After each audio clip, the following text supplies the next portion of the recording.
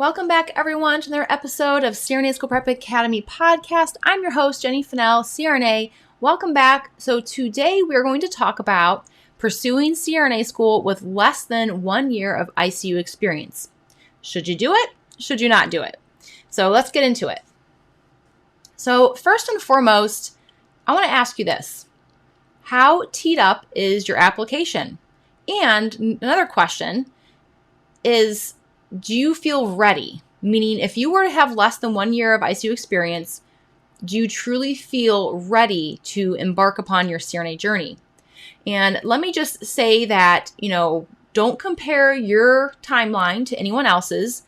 I've had students who, they are ready. And yes, they are teed up. And they've been told by their coworkers, their peers that, what are you doing? You're crazy. Use your time in the ICU, build your skills. And while I don't think that's bad advice, because I do see the value in that, I also think you need to hold true to what you want to do. It is your life. It is your timeline. So you decide, right? So let's kind of talk about that. And, while I am a big proponent of utilizing your time in the ICU to gain that experience that's going to serve you well as a CRNA student, what I want to also add that some students do just fine with the bare minimum ICU experience. One of those, again, was one of my good friends. She had 6 months of ICU experience and she was accepted. And by the time she started her program, she met that 1 year minimum. That's the other thing to consider too is if you do apply to CRNA school with less than 1 year of ICU experience, more than likely you're going to have to sign some kind of paperwork that states you will remain full-time up until you start the program. Now, some programs require this regardless of the number of years of ICU experience you have, but especially if you barely kind of will be meeting the minimum, they will definitely require this of you. And if you were to break that, you would potentially be forfeiting your seat in the program. So definitely keep that in mind before you decide, I got in, I'm going to leave the ICU. Don't do that. Because really you're there for a reason. And I have other episodes that kind of speak to why ICU nursing is so important prior to CRNA school. So I do encourage you to listen to those episodes. But really your time in the ICU is to build the foundation you will need to be successful, not only as a student, but as a CRNA. So again, make sure you listen to those episodes and understand why your time in the ICU is so important. But again, today we're going to talk about some of the things to consider if you are going to push forward with applying to CRNA school prior to meeting that 1 year mark. So I've kind of mentioned how teed up is your application. Yeah, how teed up. And I think I shock a lot of students when I say that you should be starting to work on your application 1 year prior to the deadline. They're like, what? Are you crazy, Jenny? I might be crazy, but I do have a method to my madness. And it's because sometimes when you start actively working on your application, you're like, I didn't even realize I needed this. Or, I didn't think about that, but that might be a challenge for me to get. I have to now pivot and go do some extra things that take time, right? Like maybe you do need to take an extra science course because maybe your science GPA is lower than what you thought it was. So by starting to actively engage in the application process, you will uncover your blind spots sometimes. Hopefully, that's kind of the whole hope anyways, if you start a year out. And then you're going to have time. You're going to have time to pivot. You're going to have time to do extra things and go the extra mile, which tend to be the more competitive candidates. So do not rush into applying to CRNA school. The more time you give yourself to embrace the challenges of making sure you're teeing up your application, the better off you're going to be and the more competitive you're going to be when you actually apply. So what this means if you have less than 1 year of ICU experience is you're probably going to start working on your application before you even graduate nursing school. Yes, like that's how serious I am. You should be really researching your school's requirements, knowing exactly what you need, what you already have, et cetera, et cetera. So let me ask you this. What's your GPA? Have you broken down your GPA? Do you know what your overall is? If you have an ADN and a BSN, what is your ADN? What's your BSN? And then from your ADN, what's your core science GPA? You need to understand what your GPA has so you understand what you potentially need to have to go forward with your application. Prerequisites. Some schools require prereqs. And here's where this gets a little tricky too, where I think sometimes students think like, I have a BSN degree from a well-known college. I'm set. I'm good. I'm all set. Not always, because you guys, nursing schools have made a lot of changes over the last 5, 6, 8, 10 years. And sometimes they don't even require a full-blown chemistry course. They just require an intro to chemistry. Well, that's not enough to apply to most CRNA programs. Most CRNA programs require organic chemistry or biochemistry, at least a couple series of them, and with labs. And so again, if you have a chemistry but doesn't have a lab and it's just an introductory course, you're going to have to complete that requirement before you can even apply. And now can you understand why you have to plan a year out? Because you might think, okay, well, I have a BSN from a reputable college. I'm okay. I have everything I need to apply to CRNA school. You might not. So the sooner you recognize that and can take action, the better off you're going to be as far as actually applying to CRNA school right away. Reference letters. Do you have a plan? Because as I spoke to in the last episode, as far as who do you ask for references, when, what, where, how, all that stuff, you don't want to just start your time in the ICU on orientation and ask for a letter of reference for CRNA school. You do not want to do that. So what's your plan for references? Do you have a faculty picked out? Do you have a current nurse manager picked out, an attending picked out, whoever? And then what is your plan and when are you planning on asking them? That can get a little tricky because as I spoke to in the last episode, you don't really want to wait till the last minute. But if you barely have 6 months of ICU experience, you're going to have to really work extra hard to make sure you establish the fact that they would agree that you are ready to apply to CRNA school. Okay? Because think about how it's going to look to them. You just started and now you're asking for a letter of reference to go to CRNA school. I don't know. I mean, maybe they'd say, well, really? Like you just started on our unit. Maybe they wouldn't even want to give you a letter of reference. They could say no. So then what's your plan if that happens? So if you haven't listened to the last episode, I encourage you to go back and do so.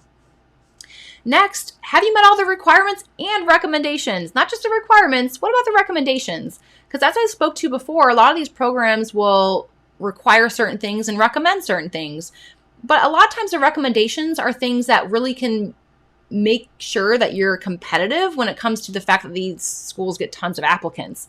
So not that you have to have the recommendations. It's not like you can still apply and you may still get an interview, but you really want to try your best to have everything they even recommend as well as require. And some of these things that could really hinder you, one of them being the CCRN, you cannot actually have until you have at least 1 year, or I think it's 750 hours, which is equivalent to about 36 hours full-time for 1 year of nursing experience under your belt before you can sit for the CCRN. Now, I have had some nurses say, well, I cram in all these extra overtime hours, and so I can sit for the CCRN sooner. But still, sometimes it's not more like 8-9 months out, right? Unless you're working like 100 hours a week, which I hope you're not doing. But anyhow, so just think about that. Again, some schools require the CCRN, so automatically you wouldn't be able to apply to those schools. So knowing your programs that you plan on applying to is really key to making a quick entry into CRNA school. As far as making sure you have leadership, again, very hard to do when you barely have enough ICU experience to join a committee. So think about that ahead of time and what's your plan? How are you going to get involved? And maybe that's not even on your unit. Maybe that's with like the AACN, or maybe that's with another nursing body of some kind to do leadership roles, because most programs are going to expect you to have some kind of leadership role as your time as a nurse. So what's your plan?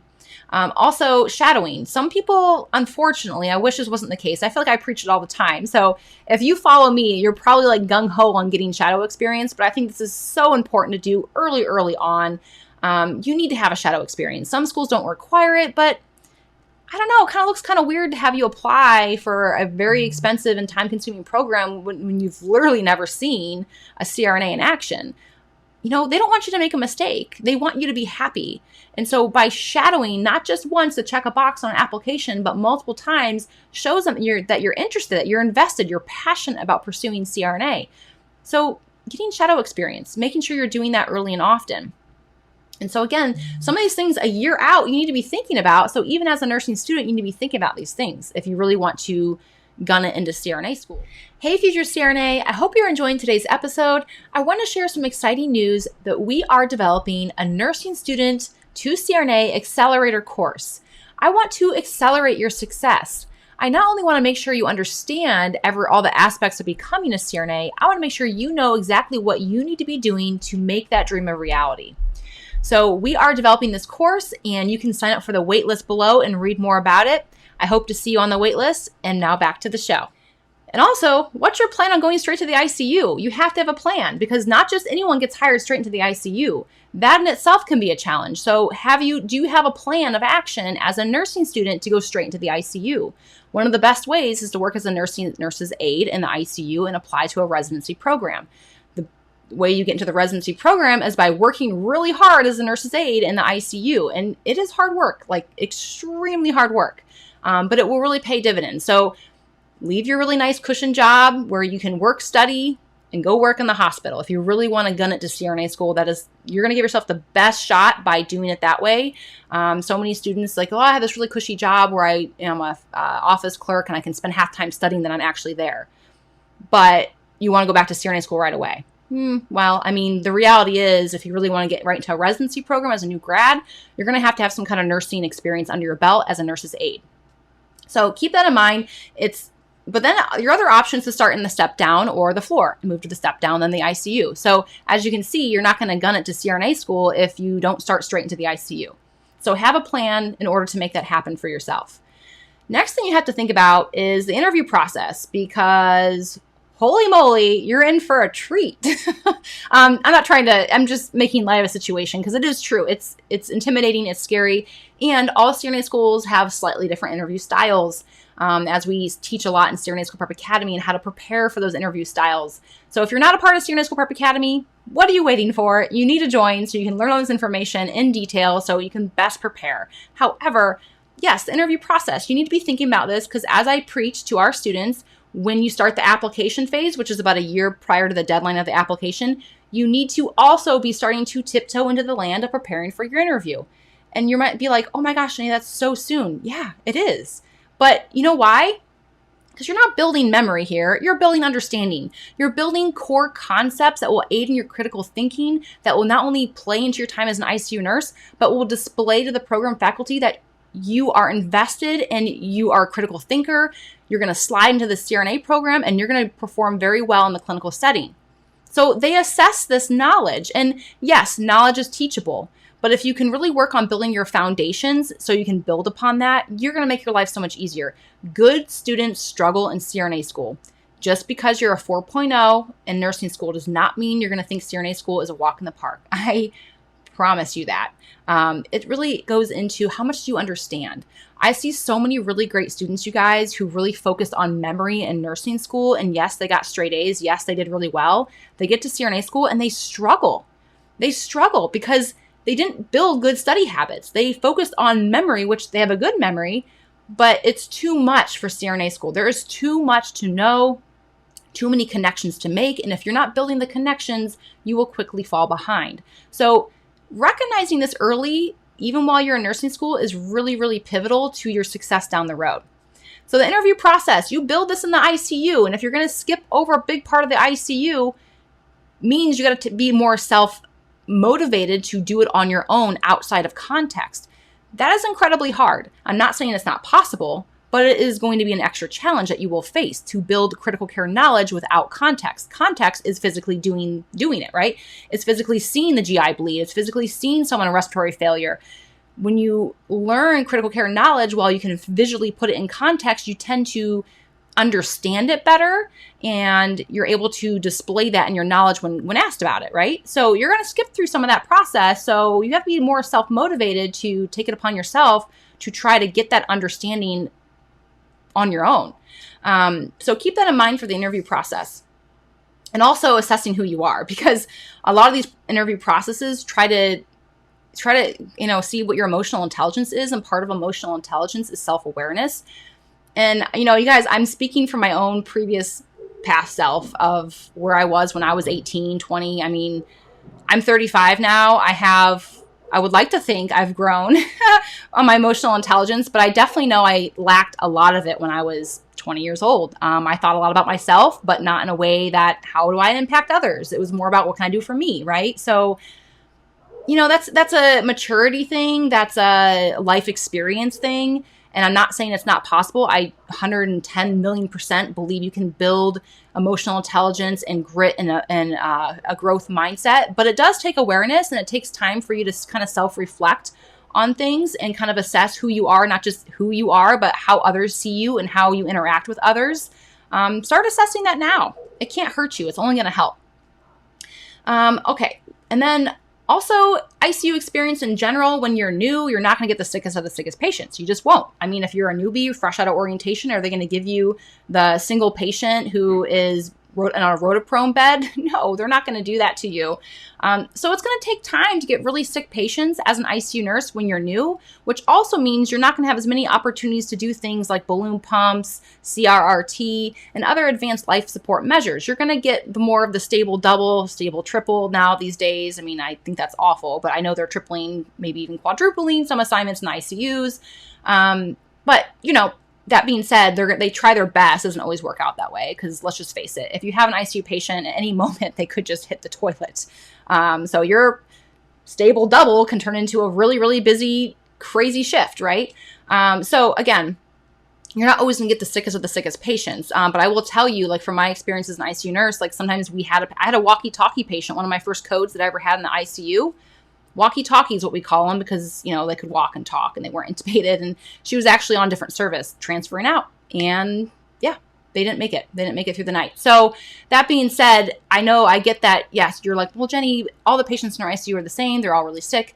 I do understand that. But when you can't place the fact that you have advanced life support measures on your resume, like CRRT, balloon pumps, ECMO, you're going to be competing with people who will have that. Okay. So I wanted to point that out. Not that this is the end of the world, but just seek out how to gain this experience as quickly as possible is really going to suit you well. Not before you're ready. I know like me, when I got off orientation as an ICU nurse, as a brand new nursing, like I was fresh to the ICU as out of nursing school. And I worked there as a nurse's aide. So I had a good understanding of what I was getting myself into. And I was extremely overwhelmed for a lot of reasons, but the knowledge gap for sure. The pressure, the stress. I didn't want to jump right into taking a balloon pump or CRRT. I didn't do those things, you guys, until I was about a year out of my orientation. I started doing more advanced life support measures. But I also didn't go back to CRNA school until I had 3 years of ICU experience. I should say I applied to CRNA school at 2.5 years. But that being said, I had a year of taking the sickest of the sickest patients under my belt at that time. So again, think about that and try to think how you can, and if you are ready to try to take more critically sick patients on your unit. And then last, I want to leave you guys with this thing to think about is, are you mentally, financially ready, as well as do you have the support to go back to CRNA school? And yes, you got to think about these things. Everyone's different in their financial journey. Everyone feels differently about loans. I've lived on a lot of loans in my undergrad years, so taking out more loans for grad school was like, okay, cool, got it. I mean, what's the point? I already have tons, so bring them, bring them more. Now, obviously, be responsible about that. The way I used to always kind of think about it in my mind is the debt to income ratio, and I still kind of do that to this day, where I say, what's my income and what's my debt to income ratio? If it's over 100%. That can be a little daunting to get over, right? But then you think about it, you buy a house, right? I mean, that's putting yourself the debt to income ratio over 100%. People do it all the time, but you have 30 years to pay off your home, where people think like grad school, okay, I got to get through grad school and pay it off in 5 years. It might not be realistic if you don't have any savings and if you don't have financial support to go back to school. It might take you more than 5 years to pay off your graduate degree, but it's one of the best investments you will ever make. Better than your house, for sure. So again, think about that and be realistic with what your expectations are financially during school, your means of living, for example. You're going to have to cut back and you're going to have to live pretty modestly even after school if you're smart about it. So kind of gauge how ready you are for that. Also mentally, because CRNA school, as I try to express to you guys, it's pretty rigorous, and it's not for the faint of heart, in the sense that you need the support. Anyone can do it. And let me just embrace the fact that any of you can do it that are listening right now. You can tackle CRNA school. I 100% know you can. But I want to make sure that you have a good handle on how do you cope with stress? What's your mental wellness like currently? And what are you doing if you're feeling like, well, Jenny, I'm not really in the best place right now. Well, then what are you doing about it? Because you don't go into CRNA school in a bad place. Because you know from your time working in the ICU, or you will see it, that when you put stress on dysfunction, the dysfunction gets worse. And so think about that for yourself. How are you doing? How are you right now? Are you ready to go back for a very rigorous program? Are you mentally able to? Do you have the support system? Are your friends and family on board? They're like, whatever you say, Jenny, we'll give it to you. Whatever you want, whatever you need. We won't bother you. We won't ask you to do all the things so we understand your time commitments for school. Do they know? Do they support you? And if they don't, how are you addressing that? How are you okay with that? Because you need to be. And you need to be thinking about these things ahead of time. Because the last thing you want to do is work your butt off, get into CRNA school, get in and realize, oh no, I feel like I can't do this, right?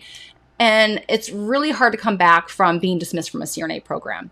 So my whole goal is, yes, I want to get you into school, right? I mean, I do. I want you to gain acceptance to CRNA school. But really what we're actually doing with CRNA School Prep Academy is I want to build successful students. These programs, they want successful students. Even a good student can struggle, and that is where we come in, where we build the foundations for you to be successful, not just gain acceptance. It doesn't matter if you gain acceptance if you're not successful afterwards, right? So I want to try to stress that to you guys and give you something to think about. I hope you guys found this episode insightful, and I hope it wasn't too heavy for you. I hope it was giving you encouragement that yes, you can do it, but I kind of outlined a pathway for you to think about if you really want to gun it to CRNA school. So, but you can do it. And again, as I spoke to, one of my good girlfriends did it, and she's the best CRNA I know. She's amazing.